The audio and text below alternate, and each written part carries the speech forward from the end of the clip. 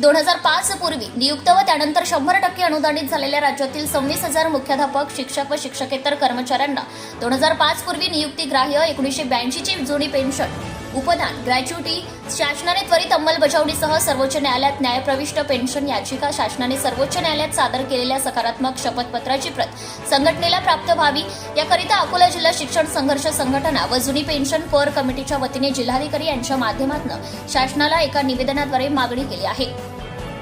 शासनाने दखल द्यावी अन्यथा आंदोलनाचा इशारा यावेळी देण्यात आलाय। राज्यातील 2005 पूर्वी नियुक्त शिक्षक व शिक्षकेतर कर्मचाऱ्यांना जुनी पेन्शन योजनेची अंमलबजावणी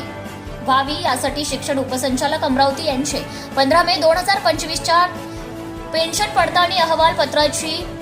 त्वरित अंमलबजावणी व्हावी यासाठी सर्व शिक्षण संघटनेच्या राज्य अध्यक्ष डॉक्टर संगीताताई शिंदे यांच्या मार्गदर्शनाखाली अकोला जिल्हा शिक्षण संघर्ष संघटनेच्या वतीने अकोला जिल्हाधिकारी यांच्या माध्यमातून अधीक्षक श्याम धनबडे, शिक्षणाधिकारी डॉक्टर धनंजय मोहरे व वेतन पथक अधीक्षक कोल्हे अकोला यांच्याकडे शिष्टमंडळाने निवेदन मुख्यमंत्री, उपमुख्यमंत्री, शिक्षण मंत्री शासनाला सादर केलाय।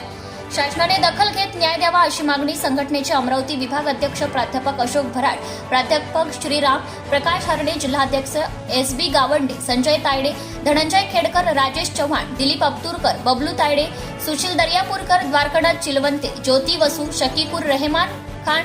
शामराव देशमुख, DB जामणे, मोहम्मद अकबर, मोहम्मद सगदर, मोहन मराठे, अनंता खराटे, गोपाल मोरे, SB बडे, प्रमोद जामणे, विष्णुदेव इंगळे, प्रमोद म्हैसने, धर्मेंद्र श्रीवास्तव, युसुफ खान, रवींद्र सरदार, संजय ढाकरे, विजय गवई, भानुदास यन्नावार यांच्यासह शिक्षण संघर्ष संघटना जुनी पेन्शन कोर कमिटी पदाधिकारी उपस्थित होते।